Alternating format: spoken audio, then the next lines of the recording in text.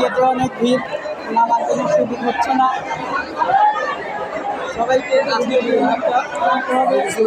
লোক দেখেন, কত লোক আর মানে ডিল হচ্ছে এখন অহরহ লোক, কিন্তু আমরা গেট দিয়ে নামতে পারছি না।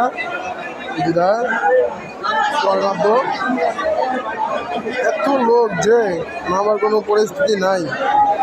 দেখেন হাজার হাজার লোক,